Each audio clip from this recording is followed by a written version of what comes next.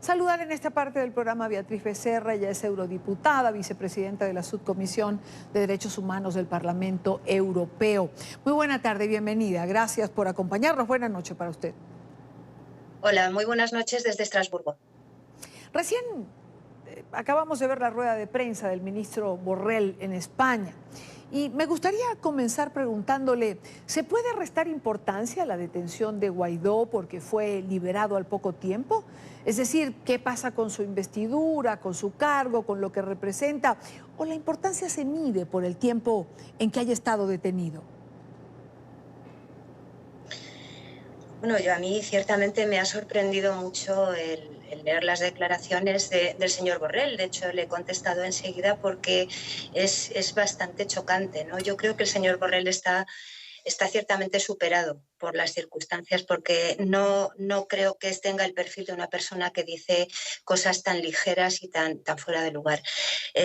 Obviamente no es una cuestión de tiempo. Lo que se produjo ayer es una vulneración, una violación de la inmunidad parlamentaria y eso no puede hacerse un poquito, no puede haber margen para que el dictador viole un poquito la inmunidad parlamentaria y luego se retire rápidamente.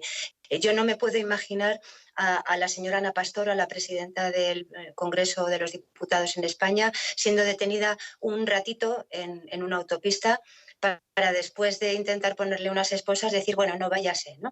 Es muy grave. Yo creo que lo que está ocurriendo ahora mismo en Venezuela es la escenificación de una oportunidad única en la que están encima del escenario todos los actores, en la que los pasos que hay que dar deben darse sin ninguna duda y en el que los gobiernos de la comunidad internacional, los gobiernos europeos y, por supuesto, el gobierno de España, en primer lugar, deberían liderar esa respuesta inequívoca. ¿Qué pasa? En primer lugar, por el reconocimiento expreso del mandato constitucional que tiene la Asamblea Nacional y su presidente, Juan Guaidó, y la declaración también expresa de que los vamos a proteger y que vamos a vigilar de manera estrecha que su seguridad y sus derechos sean respetados. Ahora, ¿cómo se imagina usted este apoyo a la Asamblea Nacional, a Juan Guaidó? Más allá de la retórica de reconocimiento a la Asamblea, de reconocimiento a la potestad que tiene Guaidó de ser juramentado, que por cierto aún no lo ha hecho. Es decir, ¿cómo concretarlo? Bueno, la retórica puede ser insuficiente, pero es que ahora mismo todavía ni se ha hecho siquiera. Es decir, ese reconocimiento expreso no se ha producido. No se ha producido ni desde la Unión Europea a través de su portavoz, de su alta representante, la señora Mogherini, que sí, lo único que ha dicho es, dirigiéndose a un presidente Maduro que no lo es, que ya no es presidente, simplemente le ha dicho que bueno, las elecciones del año pasado fueron fraudulentas y por lo tanto esa juramentación o esa toma de posesión que ha hecho, pues bueno, parece que no es lo más adecuado. Eso no es lo que hay que decir. Lo que ha ocurrido es una usurpación de la dirección de Venezuela, del mandato sobre Venezuela. Y lo que ha hecho la Asamblea Nacional y su presidente ha sido asumir la responsabilidad y el mandato que le otorga la Constitución, la obligación que le da la Constitución como representantes legítimos de los venezolanos.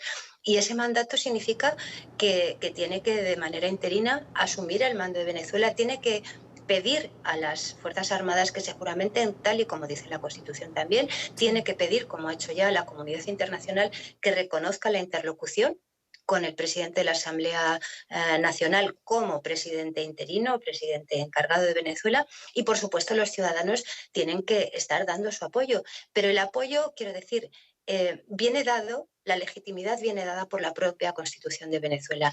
Y a mí me gustaría que primero hagamos la retórica o la expresión verbal, que hay que hacerla, y hay que hacerla gobierno a gobierno y Unión Europea desde su más alta representación de forma expresa, reconociendo a Juan Guaidó y a su mandato y desconociendo de manera expresa y anulando cualquier tipo de interlocución con quien ha dado ya el último paso en su conversión en un dictador, que es la usurpación de la presidencia de un país como Venezuela.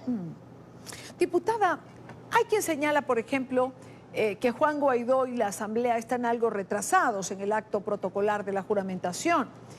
aunque ahora mismo la asamblea estaría tomada. Sin embargo, se anuncia que va a haber una sesión extraordinaria en algún otro lugar. ¿Cree usted que este acto protocolar es absolutamente imperativo? Es decir, hay que hacerlo.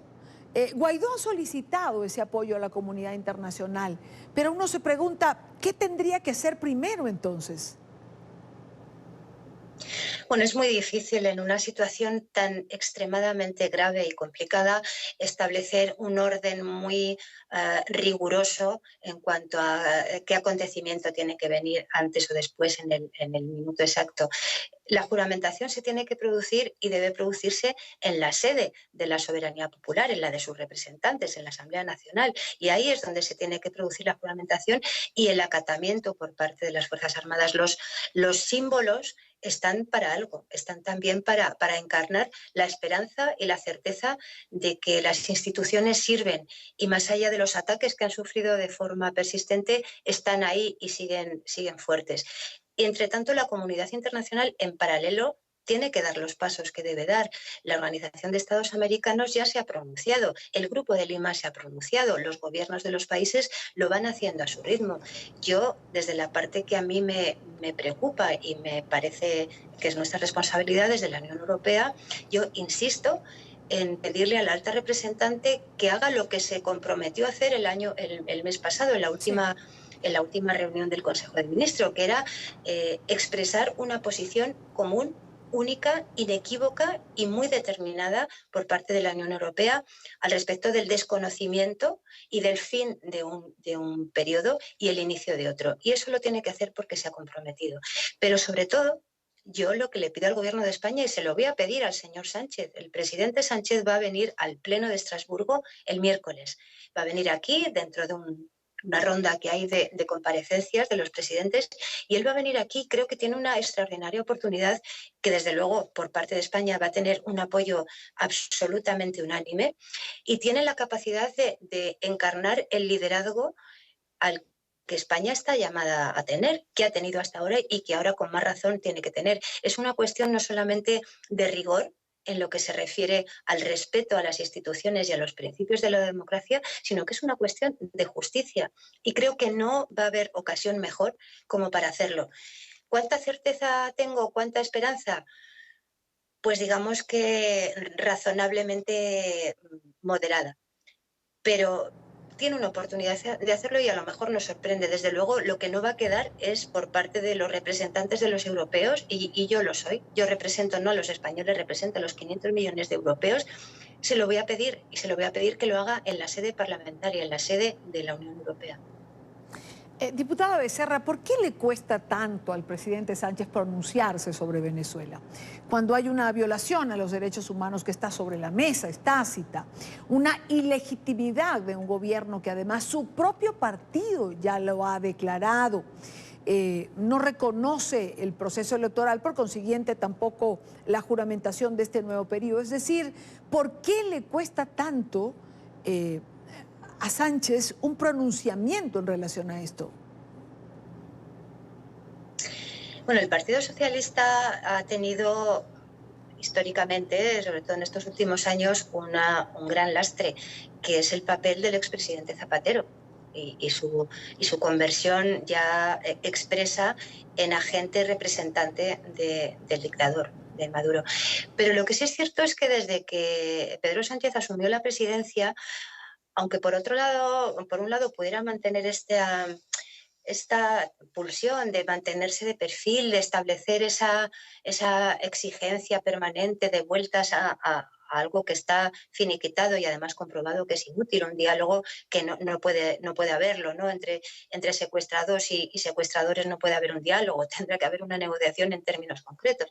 Pero el presidente Sánchez, insisto, sí ha hecho determinados movimientos al respecto de esa, digamos, relación difícil con el expresidente Zapatero, que ha demostrado una cierta independencia, y esto lo pudimos ver en el caso de la excarcelación de Lorent Saleh.